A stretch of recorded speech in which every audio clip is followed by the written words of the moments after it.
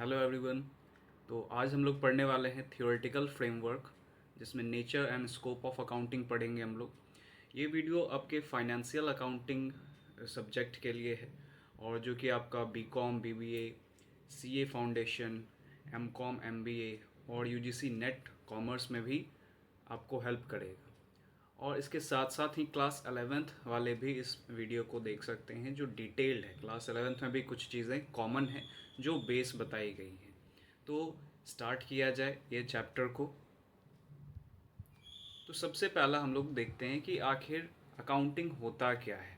ठीक है, तो उसके कुछ डेफिनेशंस को पहले समझते हैं, और उसको हम लोग आगे पढ़ेंगे कि होता क्या है, समझने का कोशिश करते हैं। तो देखो, accounting is a process of collecting, recording, classifying, summarizing, communicating financial information to users। अब यहाँ ये बात थोड़ा टेक्निकल टर्म्स में लिखा हुआ है, इसको नॉन टेक्निकल टर्म्स में पहले हम लोग एग्जांपल्स के थ्रू समझ लेते हैं। चलो, अब देखो, ये एक फ्लो चार्ट है और इसके अकॉर्डिंगली हम लोग समझते हैं। जैसे मान लो कि ये ओनर है बिजनेस का, ये बिजनेस हो गया हमारा। ओनर ने पैसा इन्वेस्ट किया है बिजनेस में, या पैसे के अलावा भी और चीज़ें इन्वेस्ट की जा सकती है। ठीक है, कोई भी तरह का एसेट्स हो गया या रिसोर्सेज हो गया, तो वो बिजनेस में इन्वेस्ट की जा सकती है, वो भी कैपिटल ही कहलाएगा। अब यहाँ पे हुआ क्या कि ओनर को चाहिए क्या इस बिजनेस से? ओनर को बिजनेस से चाहिए प्रॉफिट, कि प्रॉफिट हो रहा है या लॉस हो रहा है ये जानकारी उसे चाहिए, कि कितना सेल्स हुआ, कितना इनकम हुआ, ये सभी जानकारी चाहिए। और साथ साथ कि उसके पास कितना एसेट्स है, यानी कितने रिसोर्सेज हैं, और क्या लाइबिलिटीज़ है, यानी कितने कर्ज हैं, डेट हैं, ये उसे पता करना है। तो काफ़ी सारी जानकारी इसे पता करनी है। अब है क्या, बिजनेस हो सकता है छोटा हो या बड़ा हो। तो अगर छोटे बिजनेस में तो बहुत जगह पे ऐसा भी देखा जाता है कि वो ओनर ही सभी काम खुद से कर रहा है, लेकिन प्रोफेशनल्स रखा जाता है, क्योंकि ओनर हर एक टेक्निकल टर्म को ऐसा ज़रूरी नहीं है कि वो समझ ही पाए। तो इसके लिए प्रोफेशनल हायर करता है। तो मान लेते हैं कि एक अकाउंटेंट हायर किया ये। अब इसे चाहिए क्या था? इसे चाहिए कि प्रॉफिट और लॉस हो रहा है, ट्रू एंड फेयर प्रॉफिट और लॉस जानना है इसे, और साथ ही साथ इसको अपना एसेट्स और लाइबिलिटीज़ के भी बारे में जानना है, और भी इसके बिजनेस के परफॉर्मेंस के बारे में जानना है इसे। अब इसके लिए करेगा क्या? ये अकाउंटेंट को अपॉइंट कर दिया। अब देखो, अकाउंटेंट भी क्या कर रहा है? तो अकाउंटेंट क्या कर रहा है कि वो जितने भी ट्रांजैक्शंस हो रहे हैं बिजनेस में, ट्रांजैक्शंस का मतलब क्या? ट्रांजैक्शंस का मतलब लेन देन जो भी हो रहे हैं। तो ट्रांजैक्शंस कैश में भी हो सकते हैं, क्रेडिट में भी, यानी नगद में भी और उधार में भी ट्रांजैक्शंस हो सकते हैं। अब एक दिन में काफ़ी सारे ट्रांजैक्शंस हो सकते हैं, और एक दिन के ट्रांजैक्शंस को अगर रिकॉर्ड नहीं किया गया तो हमारा मेमोरी, यानी कि ह्यूमन मेमोरी, इतना ज़्यादा भी आपका एफिशिएंट नहीं है, या फिर आप कह सकते हो कि वो हर चीज़ों को याद नहीं रख सकता है। याद रखेगा भी तो रेलेवेंट डेटा नहीं होगा, कि उस पर भरोसा कौन करेगा। तो इसीलिए ये अकाउंटेंट क्या करेगा, सबसे पहला अपना काम करेगा रिकॉर्डिंग का। ठीक है, रिकॉर्डिंग का काम करेगा, कि हर एक ट्रांजैक्शंस को डेट वाइज वो क्या करेगा, रिकॉर्ड करेगा।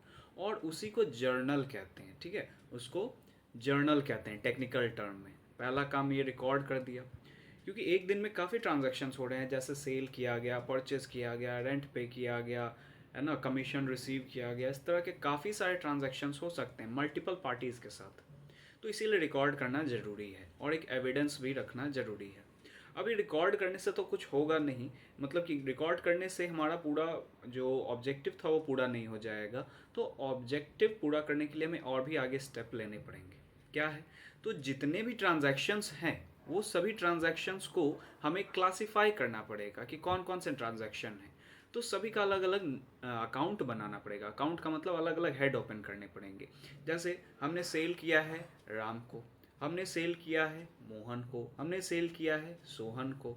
अब इस तरह से इतने सारे लोगों को, जब हमने बहुत सारे लोगों को सेल किया है, उसी तरह से परचेज भी हम लोग बहुत सारे सप्लायर्स से किए।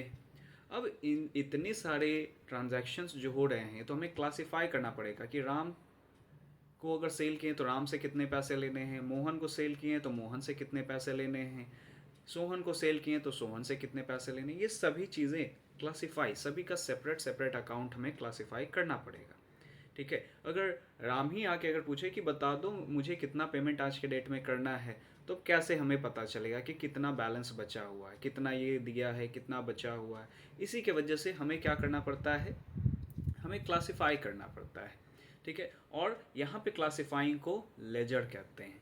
ठीक है, तो ये मैंने कोशिश किया है कि फॉर्मेट आपको दूँ, लेकिन इनिशियल लेवल पे अगर आप पहली बार कॉमर्स आप पढ़ रहे हो और पहली बार अकाउंट्स पढ़ रहे हो, तो इनिशियल लेवल पे यह फॉर्मेट आपको समझ में नहीं आएगा। लेकिन आप ग्रेजुएशन लेवल पे, पोस्ट ग्रेजुएशन लेवल पे आप पढ़ रहे हो, तो आपको ये समझ में आ सकता है कि किस तरह का फॉर्मेट है। ये लेजर हो गया। तीसरा चीज़ है कि समराइज करना उसको बहुत ज़रूरी है कि हर एक ट्रांजैक्शन का बैलेंस क्या है। ठीक है, बैलेंसिंग क्या है, तो बैलेंसिंग के लिए हमें ट्रायल बैलेंस बनाना पड़ेगा। ट्रायल बैलेंस में हर एक अकाउंट का बैलेंस हमें पता रहेगा कि डेबिट बैलेंस है, क्रेडिट बैलेंस है, और उसी ट्रायल बैलेंस के मदद से हम लोग trading and profit and loss account बनाते हैं, जिससे अब हमें प्रॉफिट और लॉस पता चल रहा है फर्म का, बिजनेस का, कि प्रॉफिट हो रहा है या लॉस हो रहा है।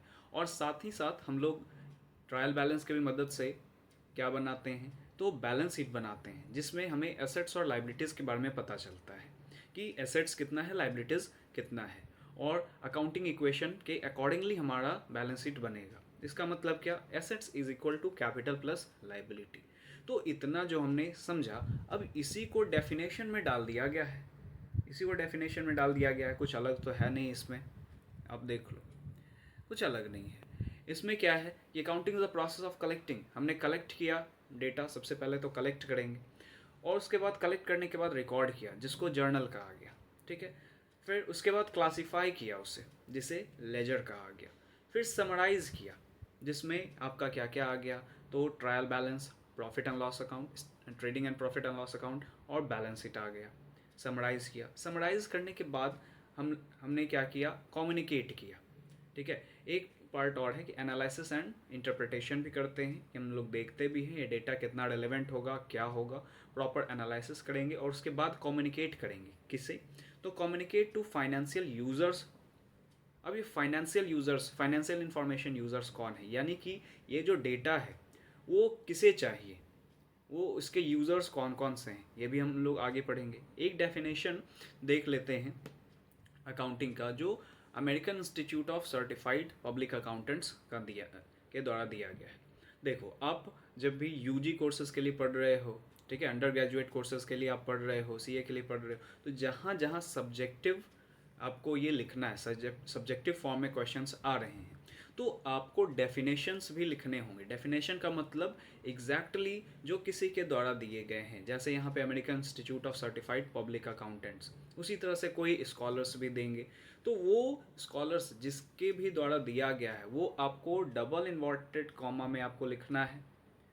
ठीक है, और डिट्टो जो लिखा गया है वही होना चाहिए, उससे आप खुद से अपने वर्ड्स में वहाँ पे नहीं लिख सकते हो। अगर वर्ड्स में लिखोगे तो वहाँ पे ये लिखने का कोई ज़रूरत नहीं है, अपने वर्ड्स में अगर लिखोगे तो अपने वर्ड्स में अगर नहीं लिखना है, डेफिनेशन कंपलसरी हो जाता है एग्जामिनेशंस में। हमें डेफिनेशंस हो गया, मीनिंग हो गया, कॉन्सेप्ट हो गया, उसके बाद अदर डेटाज पे आते हैं हम लोग, तो ये कुछ फॉर्मेट होता है जो आपको अच्छे मार्क्स स्कोर करने में मदद करेगा। चलो, तो इसमें देख लेते हैं, accounting is the art of recording, classifying, summarising in significant manner and in terms of money. Money के टर्म्स में, यहाँ पे मनी के टर्म्स में रिकॉर्ड करना बहुत ज़रूरी है, यानी कि जो भी ट्रांजैक्शंस मनी के टर्म्स में होंगे उसी को रिकॉर्ड किया जाएगा। क्या है कि which are in part at least of financial character, वही बोला गया, फाइनेंशियल कैरेक्टर के होने चाहिए, यानी कि पैसे में रिकॉर्ड होने चाहिए। And interpreting the result thereof, उसके बाद रिजल्ट्स को इंटरप्रेट करके कम्युनिकेट किया जाएगा। तो ये डेफिनेशन था। आगे हम लोग मूव करते हैं अपने टॉपिक पे।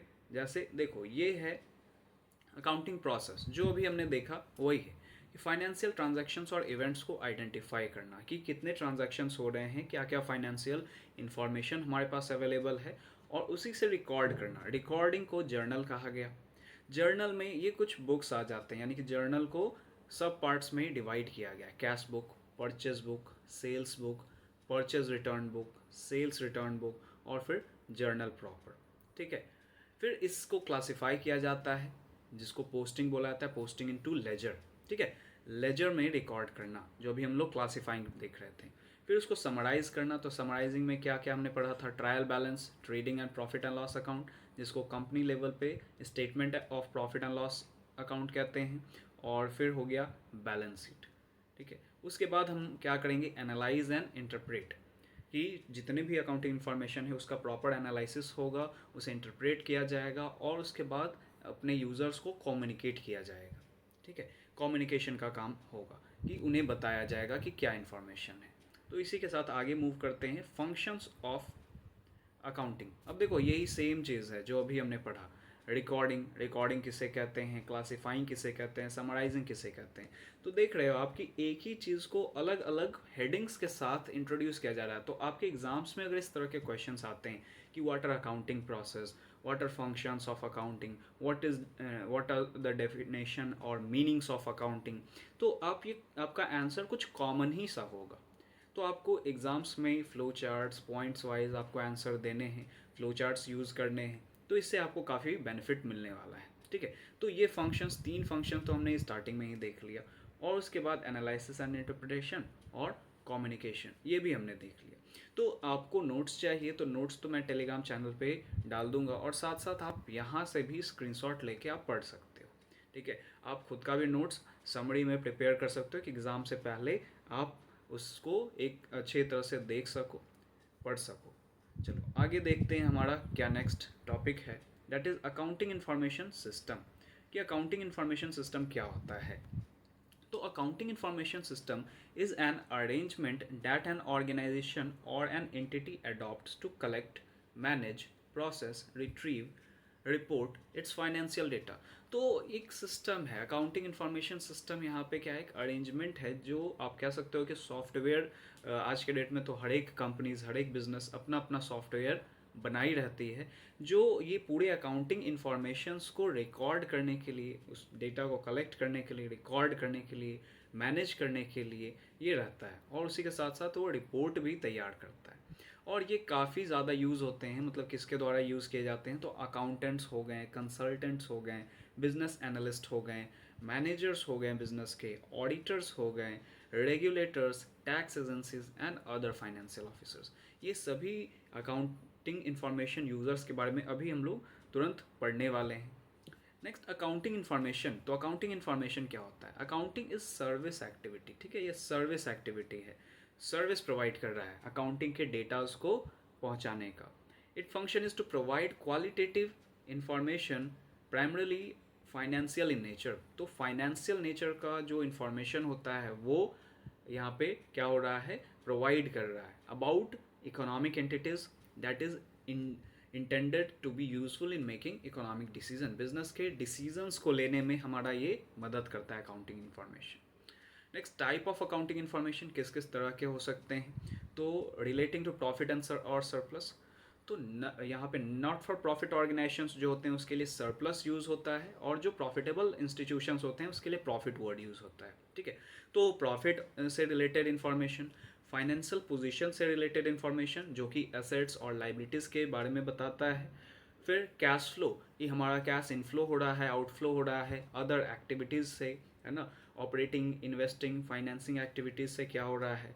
तो ये सभी चीज़ों के बारे में हम लोग यहाँ पे देखते हैं। तो इतने तरह का अकाउंटिंग इन्फॉर्मेशन हो सकता है।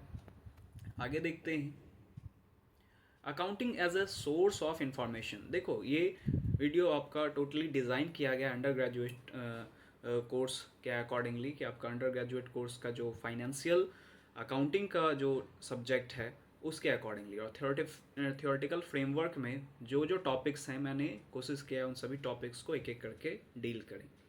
तो यहाँ पे क्या है, accounting information. Accounting is often regarded as language of business. देखो यहाँ पे क्या बोला गया, अकाउंटिंग क्या है, लैंग्वेज ऑफ बिजनेस है। लैंग्वेज का मतलब क्या हो जाता है, लैंग्वेज का मतलब हो जाता है कि जब भी हम किसी से कम्युनिकेट कर रहे हैं या बात करना चाहते हैं, अपने आइडियाज़ को, अपने थॉट्स को दूसरे तक पहुंचाना चाह रहे हैं, तो वहाँ हमारा कौन मदद करता है, लैंग्वेज एक मीडियम है, साधन है, जिससे हमारा थॉट उस पर्सन तक पहुंच पाता है और उसका थॉट हमारे तक पहुंच पाता है। ठीक है। तो उसी तरह से यहाँ पे वो जो डेटा दिया हुआ है अकाउंटिंग इन्फॉर्मेशन, अगर हमें बिजनेस के बारे में पता करना है, बिजनेस में हो क्या रहा है इसके बारे में पता करना है, उसके परफॉर्मेंस के बारे में पता करना है, उसके पोजीशन के बारे में पता करना है, तो ये अकाउंटिंग का जो लैंग्वेज है वो इस्तेमाल होगा। ठीक है। तो यहाँ पे इसीलिए अकाउंटिंग को बोला जाता है accounting is a language of business, कि बिजनेस के लैंग्वेज को ये बताता है। ठीक है। नेक्स्ट है, since the main aim of language is to serve as a means of communication, communication के बारे में, कम्युनिकेट करने का एक मीन्स है। ठीक है। फिर अकाउंटिंग इन्फॉर्मेशन के बारे में देखते हैं कि accounting information, accounting as an information system is a process of identifying, measuring, recording, classifying, summarizing, and communicating the information about the business to interested users of such information। फिर वही बात आ गया, फिर तो आप देख रहे होंगे कि कुछ कॉमन ही चीज़ है जो स्टार्टिंग से चलते आ रहा है, तो हेडिंग्स बस चेंज हो रहे हैं, डेटा कुछ सेम सा ही है। ठीक है। तो आप एक ही चीज़ों को मल्टीपल जगह पे इंटेलेक्चुअली यूज़ कर सकते हो। आगे बढ़ते हैं, अभी जो हम लोग यूज़र्स के बारे में देख रहे थे कि कौन कौन है अकाउंटिंग यूज़र्स। ठीक है। अकाउंटिंग यूज़र्स कितने हैं, तो इसके बारे में हम लोग देखते हैं। तो देखो, यूज़र्स को दो पार्ट्स में बांट दिया गया है, एक है इंटरनल यूज़र्स और एक है एक्सटर्नल यूज़र्स। इंटरनल यूज़र्स किसे कहेंगे, एक्सटर्नल यूज़र्स किसे कहेंगे। इंटरनल यूज़र्स जो बिजनेस के अंदर हैं, यानी बिजनेस में जो हैं, वो हो गया इंटरनल यूज़र्स। तो इसमें दो आते हैं, ओनर्स और मैनेजमेंट। ओनर हो गया जो बिज़नेस स्टार्ट किया है, जो अपना कैपिटल इंट्रोड्यूस किया है, और मैनेजमेंट जो बिज़नेस के total day to day activities को मैनेज कर रहा है। ठीक है। तो ये मैनेजमेंट, ये दोनों इंटरनल यूज़र्स हो गए। एक्सटर्नल यूज़र्स में कौन कौन आ गए, जो बिज़नेस के आउटसाइडर्स हैं, वो हो गए पोटेंशियल इन्वेस्टर्स, जो इन्वेस्टर्स हमारे आगे बनने वाले हैं, जो पैसा लगाना चाह रहे हैं, वो हो गए पोटेंशियल इन्वेस्टर्स।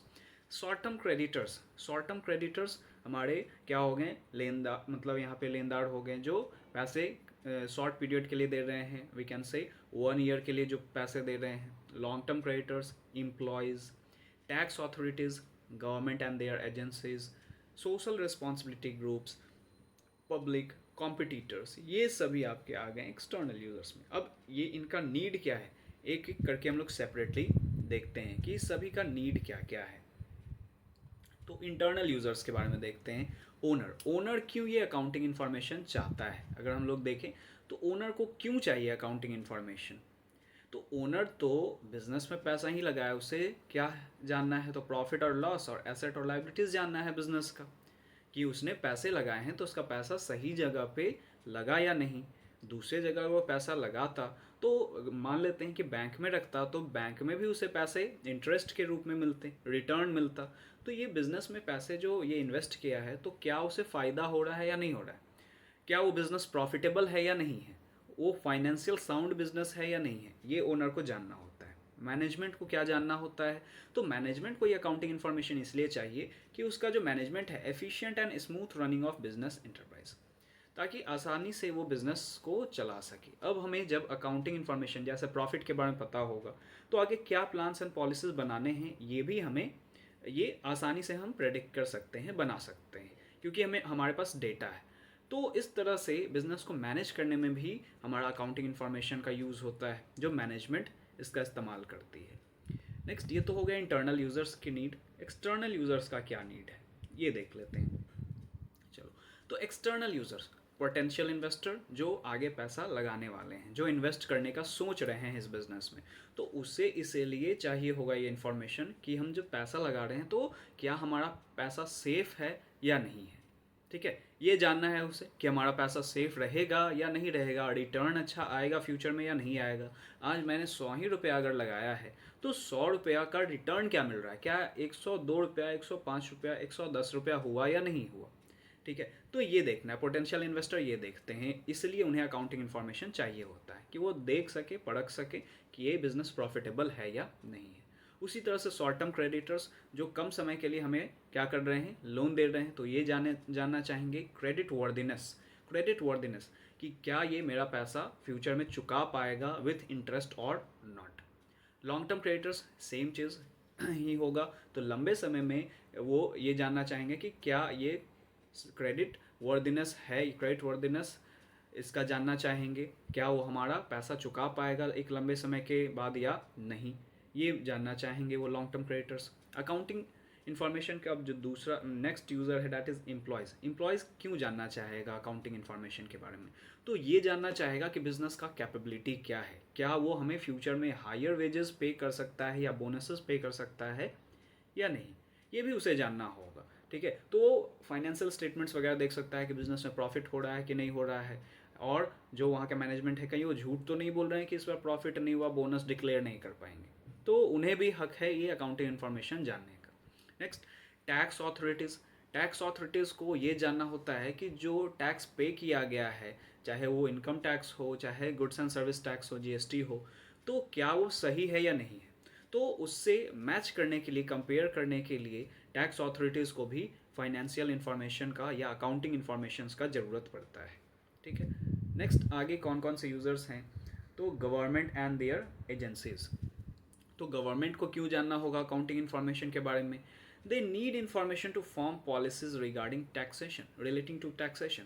कि अब जैसे कंट्री में क्या बिजनेस जो है, काफ़ी सारे जो बिजनेस है, क्या वो प्रॉफिट अर्न कर रही है, क्या उसका ग्रोथ हुआ या नहीं हुआ, ये सभी जानेगी। तो अगर ग्रोथ हो रहा है तो टैक्स वो अच्छे से आसानी से दे सकते हैं। तो टैक्सेशन पॉलिसी को डिज़ाइन करने में, रिसोर्सेज को एलोकेट करने में, किसे सब्सिडी देना है किसे नहीं देना है, ये सभी एनालाइज करने में गवर्नमेंट एजेंसीज को अकाउंटिंग इन्फॉर्मेशन का ज़रूरत होता है। नेक्स्ट है social responsibilities group. Social responsibilities group क्या है?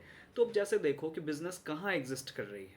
बिजनेस एग्जिस्ट कर रही है कहाँ पे? तो सोसाइटी में एग्जिस्ट कर रही है, सोसाइटी से ही रिसोर्सेज ले रही है और सोसाइटी में ही वो बिजनेस कर रही है, प्रॉफिट मेक कर रही है। तो सोसाइटी के प्रति भी उनका कुछ रिस्पॉन्सिबिलिटी है।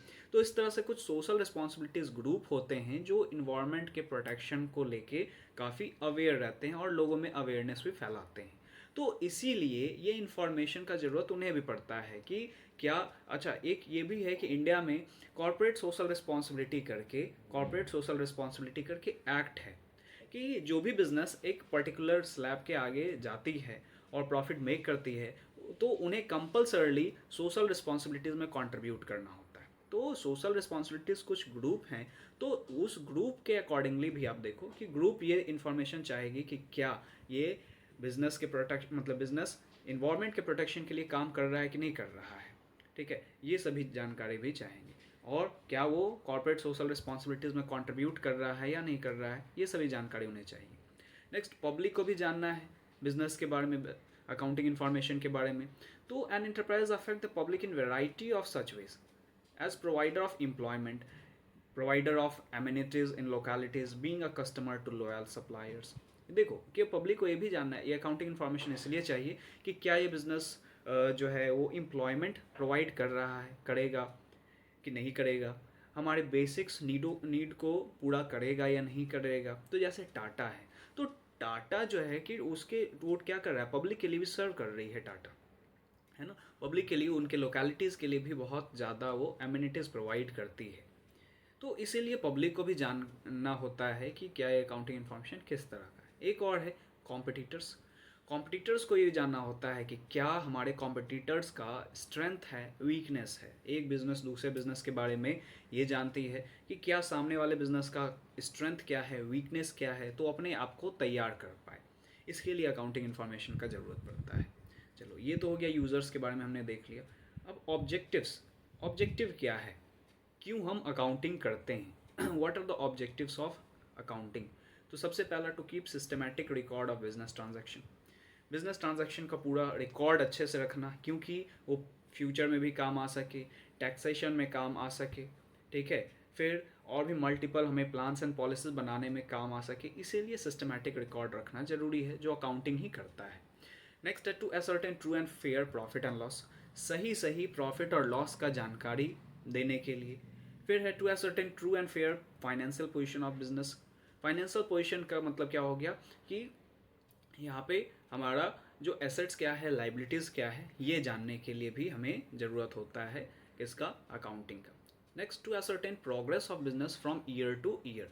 तो क्या साल दर साल हमारे बिजनेस में प्रॉफिट हो रहा है या नहीं हो रहा है, हमारा बिजनेस जो है वो राइज कर रहा है या नहीं कर रहा है, ये सभी जानकारी चाहिए होगा। ठीक है। नेक्स्ट है क्या है, to provide information to various parties. अभी हमने देखा कि अलग अलग पार्टीज को इंफॉर्मेशन प्रोवाइड करने का काम भी अकाउंटिंग का है। Next, to prevent and detect errors and frauds. Errors और फ्रॉड्स को भी डिटेक्ट करने का काम अकाउंटिंग का है, कि हमें पता चलता है कि कहीं कुछ गलती तो नहीं हुआ। चार्टर्ड अकाउंटेंट्स इसी सभी चीज़ों को एनालाइज करते हैं, ऑडिट करते हैं और पता करते हैं, ये इन्फॉर्मेशन से, अकाउंट से ही, अकाउंटिंग से ही ये पता करते हैं कि क्या उस बिज़नेस में कोई एरर हुए हैं, क्या उस ट्रांजैक्शंस में कुछ एरर हैं, या कहीं फ्रॉड तो नहीं है। ये सभी अकाउंटिंग इन्फॉर्मेशन से पता चलता है। नेक्स्ट आगे देखते हैं एडवांटेजेस और यूजर्स ऑफ अकाउंटिंग। तो क्या क्या एडवांटेज है, क्या यूजर्स है इसका। तो अब देखो, अभी तक जो डेफिनेशंस, मीनिंग्स ये हमने पढ़ा, तो इससे आपको काफ़ी आइडिया हुआ होगा कि अकाउंटिंग का क्या फ़ायदा है। तो it helps in management of business. Business के मैनेजमेंट में मदद करता है। क्या, किस चीज़ में ये अकाउंटिंग इन्फॉर्मेशन मदद करता है? प्लानिंग में। तो हमें पूरा डेटा पता है अब जब बिज़नेस का, तो हम आगे प्लान और पॉलिसीज़ बनाने में, मैनेजमेंट की, क्या आगे प्राइसेस रखने हैं, क्या कुछ ज़्यादा तो प्राइसेस नहीं है, डिस्काउंट किस तरह से देने हैं, क्या आगे प्लान्स एंड पॉलिसीज़ बनाने हैं, ये। नेक्स्ट है helps in decision making. Decision making में भी हमारा मदद करता है, डिसाइड करने में कि क्या हमारा आगे का स्टेप क्या होगा। कंट्रोलिंग लगाने में, मॉनिटर करने में, चेक करने में कि क्या हमारा जो प्लान बनाया गया उसके अकॉर्डिंगली काम हुआ या नहीं हुआ, ये भी जानने के लिए ये हमारा बहुत हेल्पफुल है। नेक्स्ट है, ये क्या करता है, तो provide complete and systematic record information regarding profit and loss. देखो, कॉमन ही चीज़ है, आप देखोगे कि कॉमन एक ही चीज़ें बार बार आ रही हैं, हेडिंग्स चेंज हो रहा है। नेक्स्ट है information regarding financial position. Financial positions, अब आपको समझ में आ गया। फाइनेंशियल पोजीशन बैलेंस शीट से पता चलता है, ठीक है। और बैलेंस शीट क्या बताता है? एसेट्स के बारे में बताता है और लाइबिलिटीज़ के बारे में बताता है, या कैपिटल एंड लाइबिलिटीज़ के बारे में बताता है, ठीक है। तो फाइनेंशियल पोजीशन में हमेशा एसेट्स, कैपिटल और लाइबिलिटीज़ के बारे में बात होता है, ठीक है। फिर उसके बाद क्या है, इनेबल्स कॉम्परेटिव स्टडी, कि हम अपने पास्ट से प्रेजेंट को कंपेयर कर सकते हैं, ठीक है। तो कॉम्परेटिव स्टडीज़ में भी हमारा मदद करता है। Helpful in assessment of tax liabilities. Tax liabilities, कितना टैक्स पे करना है, इनकम टैक्स कितने पे करने हैं, जीएसटी कितना लगेगा, इसमें भी अकाउंटिंग इन्फॉर्मेशन काफ़ी मदद करता है।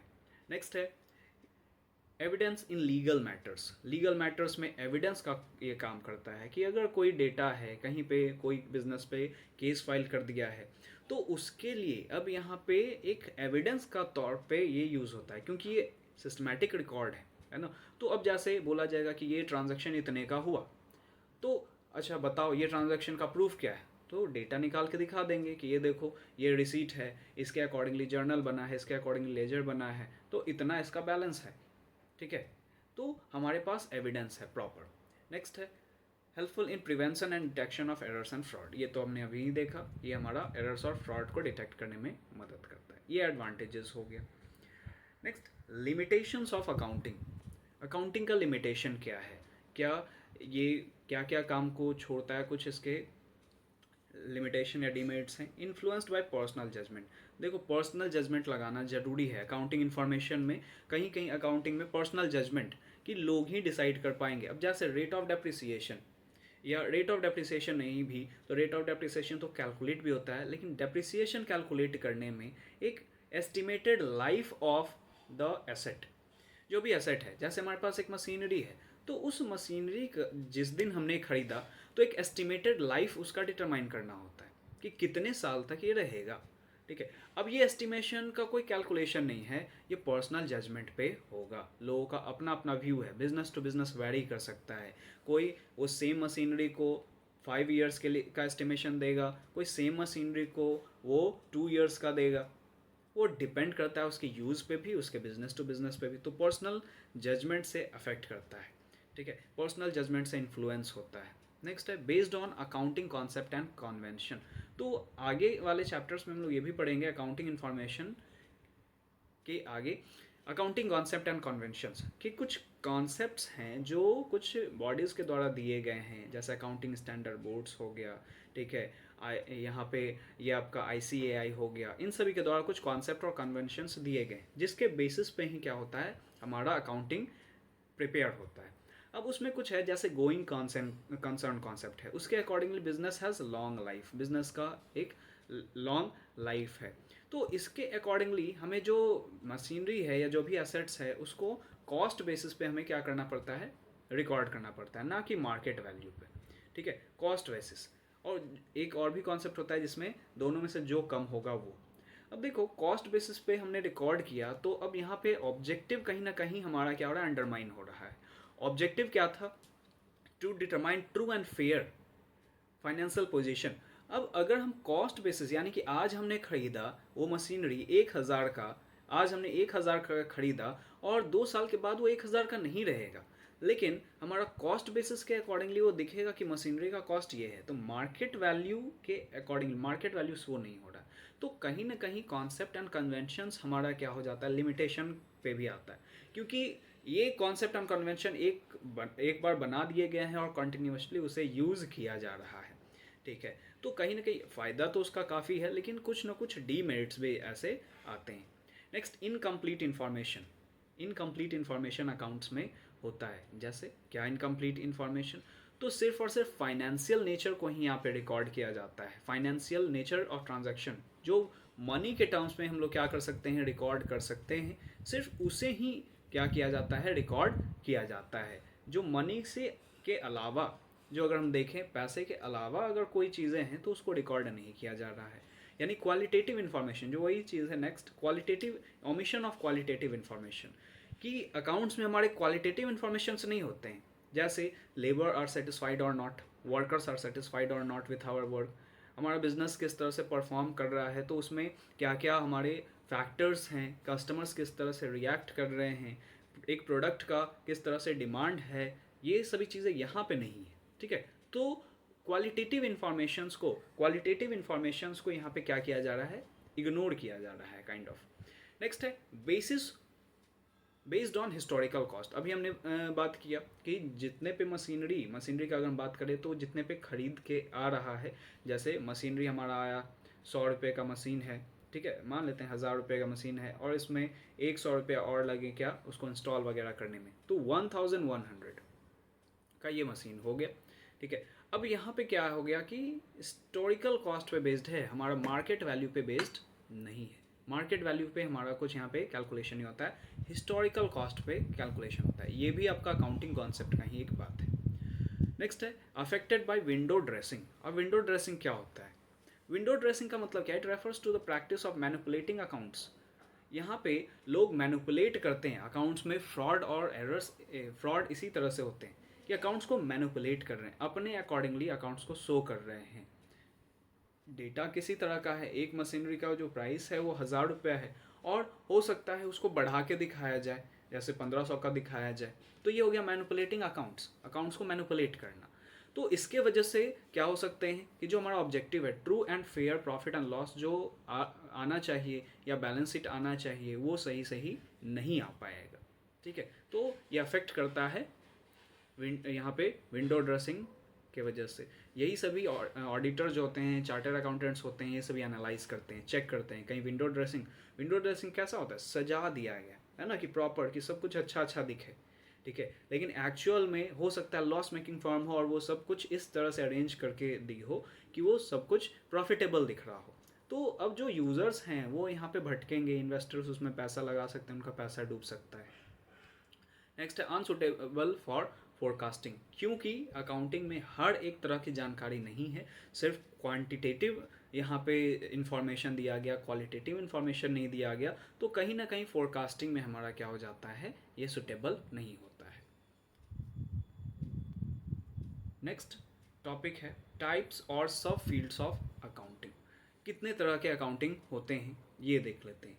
तो सबसे पहला फाइनेंशियल अकाउंटिंग, जो अभी हम लोग पढ़ रहे हैं, है ना, फाइनेंशियल अकाउंटिंग का ही सब्जेक्ट है। तो फाइनेंशियल अकाउंटिंग जो स्टार्टिंग से हमने डेफिनेशन देखा वो फाइनेंशियल अकाउंटिंग का ही था, कि फाइनेंशियल ट्रांजैक्शन यानी ये अकाउंटिंग ऐसा पार्ट है जिसमें प्रॉफिट और लॉस ये सभी चीज़ें पता की जाती हैं, फाइनेंशियल ट्रांजैक्शंस को रिकॉर्ड किया जा रहा है, क्लासीफाई किया जा रहा है, ये सभी चीज़ें इसमें हो रही हैं। नेक्स्ट है कॉस्ट अकाउंटिंग। तो देखो यहाँ पे कॉस्ट अकाउंटिंग किसे कहा गया, कॉस्ट अकाउंटिंग का मतलब क्या हो गया कि cost of product and services, कि प्रोडक्ट का जो कॉस्ट है यानी कि बनाने में कितना खर्च लग रहा है, ठीक है, उन सभी चीज़ों को यहाँ पे क्या किया जा रहा है, रिकॉर्ड किया जा रहा है कि एक प्रोडक्ट जो है हमारा, उसे बनाने में कितने खर्च लग रहे हैं उस प्रोडक्ट को, वो हो गया कॉस्ट। तो कॉस्ट एनालाइज करने में, कॉस्ट शीट प्रिपेयर करने में कॉस्ट अकाउंटिंग काम आता है। उसी तरह से मैनेजमेंट अकाउंटिंग है। तो मैनेजमेंट अकाउंटिंग क्या होता है, बिजनेस के डिसीजन मेकिंग में हमारा काम होता है। डिसीजन, यहाँ पे डिसीजन मेकिंग में काम होता है, मैनेजमेंट इन डिसीजन मेकिंग।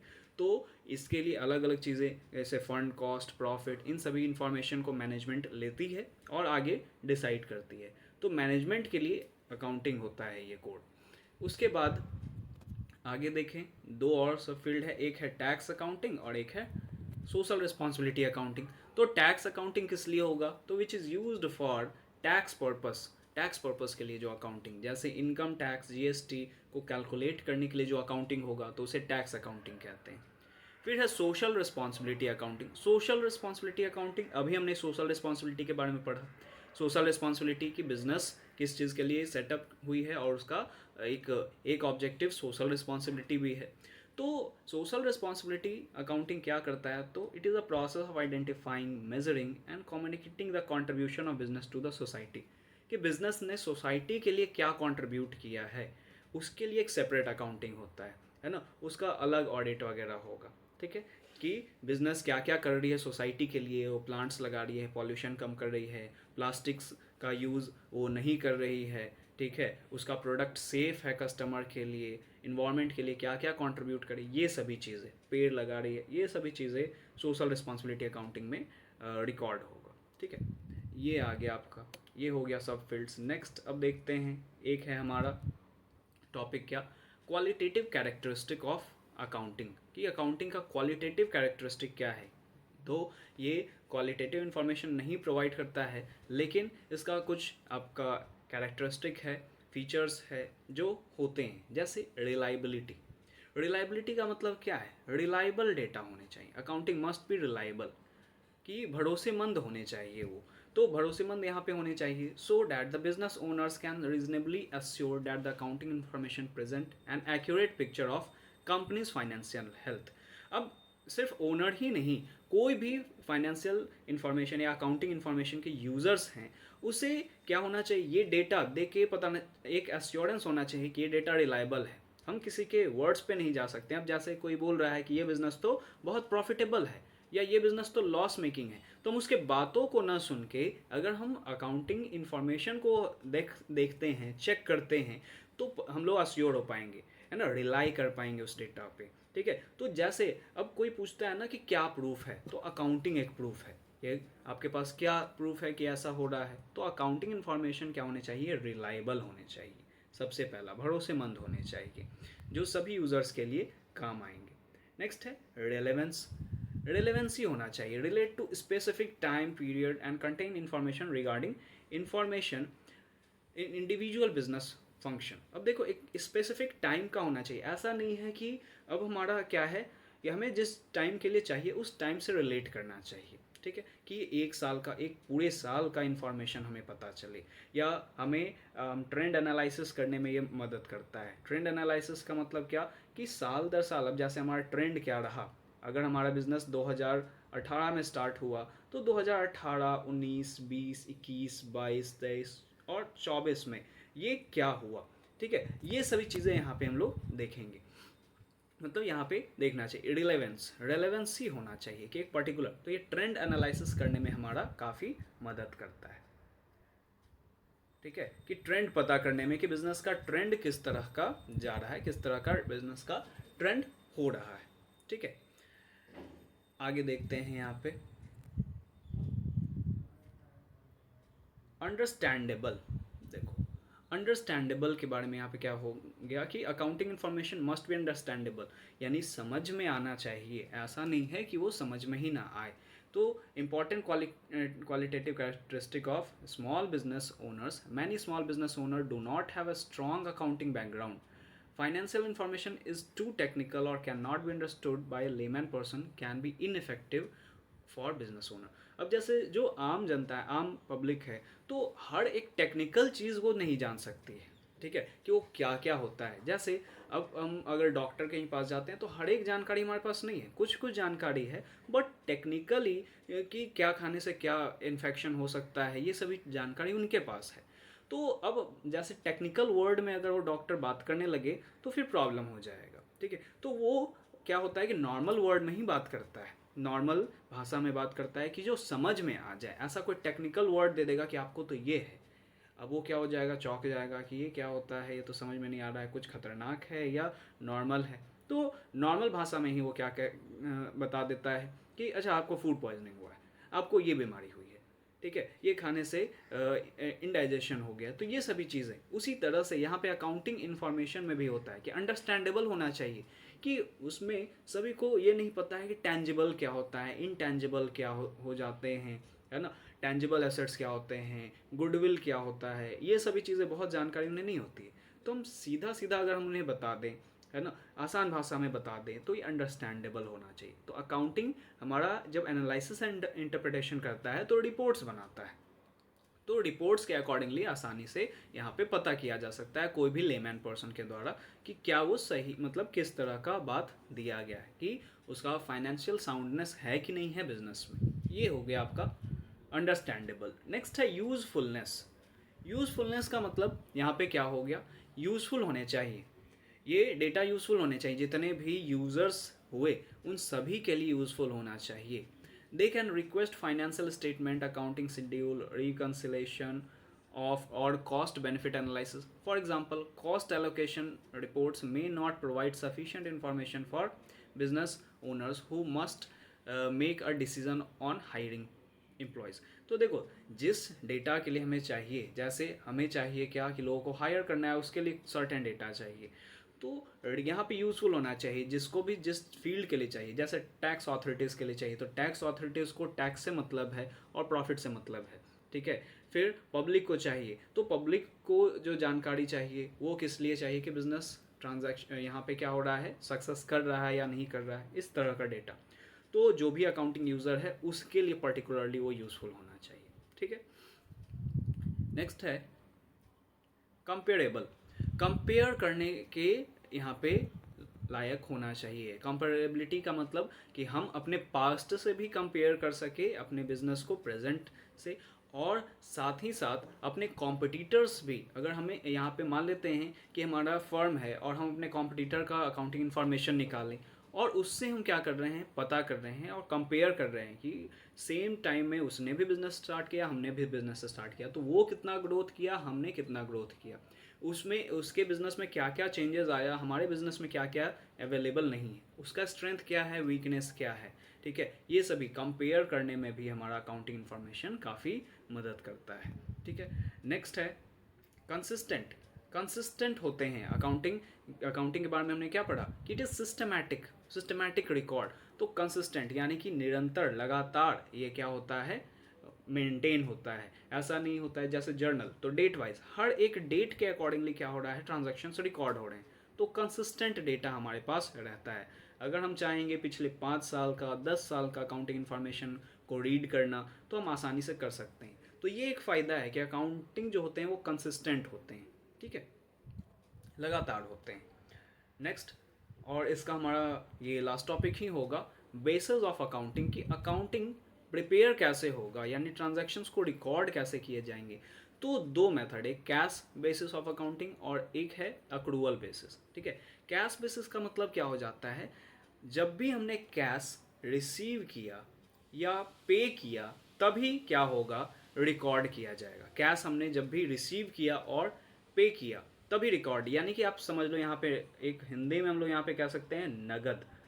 नगद में जब भी ट्रांजैक्शन हो रहा है, ठीक है, यानी कैश ट्रांजैक्शन हो रहे हैं, उधार का यहाँ पे बात नहीं किया जा रहा है। जब कैश आया या गया तो हम उसे रिकॉर्ड कर लेंगे, चाहे उस साल का हमारा वो ट्रांजैक्शन है या नहीं है, इससे हमें कोई मतलब नहीं है। हमें क्या करना है, उसे रिकॉर्ड कर लेना है। क्या यहाँ पे रिकॉर्ड तभी होगा व्हेन कैश इज रिसीव्ड और कैश इज पेड। कैश या तो रिसीव हो रहा है या पे हो रहा है तो उसे हमें रिकॉर्ड यहाँ पे कर लेना है। यहाँ पे कुछ डेटा और दिया गया, the income earned but not yet received और expenses incurred but not yet paid are completely ignored. वही बात हमने कहा यहाँ पे कि जो उधार वाले ट्रांजैक्शन है, जैसे हमारा बिजनेस में एक्सपेंस हो चुका है लेकिन हम उसे रिकॉर्ड नहीं करें क्योंकि अभी तक खर्च यानी कि अभी तक हमने पेमेंट नहीं किया है। यहाँ पे सिर्फ और सिर्फ नगद में ही यानी कि कैश जहाँ पे भी इन्वॉल्व हो रहा है उसी को रिकॉर्ड करेंगे, चाहे हमारा वो इस साल का है या नहीं है, उसे हमें मतलब नहीं है। चाहे वो पास्ट का हो या फ्यूचर का हो, कैश मिल गया या कैश हमने पे किया तो रिकॉर्ड कर लेना है, दैट्स इट। नेक्स्ट है accrual basis of accounting. Accrual basis किसे कहते हैं? तो अक्रूवल बेसिस जस्ट उसका ऑपोजिट, यानी कि अब हमें कैश से मतलब नहीं है, ठीक है, कि कैश मिला या नहीं मिला इससे मतलब अभी हमें नहीं है। ट्रांजैक्शन हो चुका है तो हमें क्या करना है? रिकॉर्ड कर लेना है, ठीक है। इस साल का जो भी डेटा है उसे हमें रिकॉर्ड कर लेना है। अगर ट्रांजैक्शन हुआ उसी साल में वो रिकॉर्ड हो जाएगा। जैसे क्या हो गया कि हमने इंश्योरेंस प्रीमियम पे कर दिया, ठीक है। अब इंश्योरेंस प्रीमियम हमने पे किया लेकिन उसमें से कुछ डेटा हमारा क्या है? अगले साल का है। तो पे तो हमने कर दिया है, तो इस साल का जो होगा वो कैश वाला वो रिकॉर्ड यहाँ पे होगा, ठीक है।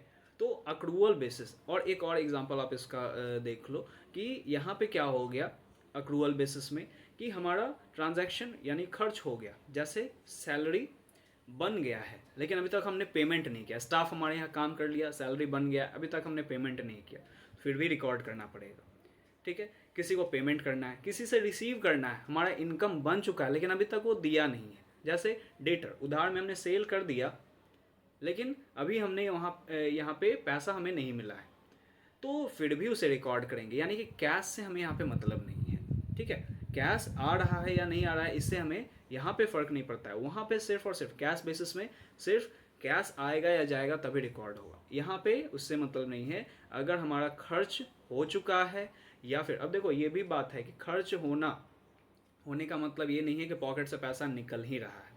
जैसे आप मार्केट में आप जा रहे हो, आप अपने ग्रॉसरी शॉप के में गए, ठीक है, और आप क्या किए? क्रेडिट में कोई सामान लिए, तो आप क्या कहोगे कि खर्च नहीं हुआ? खर्च हो चुका है बट आपने पेमेंट नहीं किया है, वो आपका एक लाइबिलिटी बन गया कि देना है आगे, ठीक है। तो आप जब डेफिनेशंस देखोगे एक्सपेंडिचर का तो आपको ये पता चलेगा कि इनकम, स्पेंड, और ये जो हमारा क्या है ऑब्लिगेशन जो है कि पेमेंट करना है फ्यूचर में, वो भी एक्सपेंडिचर कहलाता है, ठीक है। खर्च वो है, खर्च का ये मतलब नहीं कि हमेशा पॉकेट से पैसा निकल ही रहा है। तो पॉकेट से जो पैसा निकल रहा है हो सकता है वो हमारा खर्च नहीं हो सकता है वो एसेट हो जाए। कि अभी हम जैसे मान लेते हैं एडवांस में किसी को पेमेंट कर दिए तो अभी वो हमारा खर्च नहीं हुआ है क्योंकि हमने रिसीव ही नहीं किया है। जैसे आप देख लो कि आप जब क्या करते हो, आप जब अपने फ़ोन में रिचार्ज करवाते हो तो उसे क्या कहा जाता है? अधिकतर उसे कहा जाता है ना प्रीपेड वर्ड यूज़ किया जाता है। तो क्या वो आपका खर्च बना? तो वो तो पैसा का रूप कन्वर्ट हो गया, है ना, कि कैश था और आपके अकाउंट में, यानी कि आप फ़ोन में आ गया वो। अब उतना आप बात कर सकते हो, इंटरनेट का यूज़ कर सकते हो उतने समय तक, एक पर्टिकुलर पीरियड तक। तो जैसे जैसे आप यूज़ करोगे वो आपका खर्च बनेगा। तो पैसा पहले ही खर्च हो गया, मतलब पहले ही हमने दे दिया लेकिन वो खर्च नहीं हुआ, वो बचा हुआ है। और कुछ ऐसा है कि अभी तक हमने दिया ही नहीं, जैसे पोस्ट पेड का बात कर लो कि अभी तक हमने, मतलब अभी हमने अवेल ही नहीं किया है और यहाँ पे अवेल कर लिया और उसके बाद हम पेमेंट कर रहे हैं। पोस्ट पेड में ये होता है ना कि अवेल कर लिए और उसके बाद पेमेंट कर रहे हैं। तो अब जब तक हमने पेमेंट नहीं किया तो क्या कहेंगे? खर्च नहीं हुआ है, खर्च हो रहा है, पेमेंट हमने बाद में किया है, ठीक है। तो अक्रूवल बेसिस में यही है कि कैश ट्रांजैक्शन, नगद नहीं है यहाँ पे, उधार वाले भी हो सकते हैं, दोनों हो सकते हैं यहाँ पे, ठीक है। तो यहाँ पे चाहे कैश आए या ना आए हमें रिकॉर्ड कर लेने हैं। आएगा तो भी रिकॉर्ड करना है, नहीं आएगा अगर खर्च बन चुका है या इनकम बन चुका है तो हमें रिकॉर्ड कर लेना है। हमें कैश को एकदम प्रेफरेंस नहीं देना है, और वहाँ कैश को एकदम प्रेफरेंस दिया ही जा रहा था कि हर हाल में कि कैश आएंगे तभी रिकॉर्ड होगा, कैश नहीं आएगा तो रिकॉर्ड नहीं होगा, और यहाँ पे ऐसा नहीं है।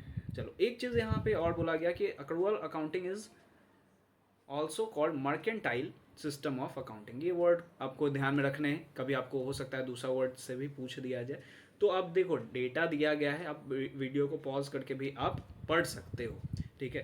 तो आज इतना ही हम लोग पढ़ें, और इससे रिलेटेड और भी टॉपिक्स आगे आपके आते रहेंगे अकाउंट से related. Okay, thanks for watching.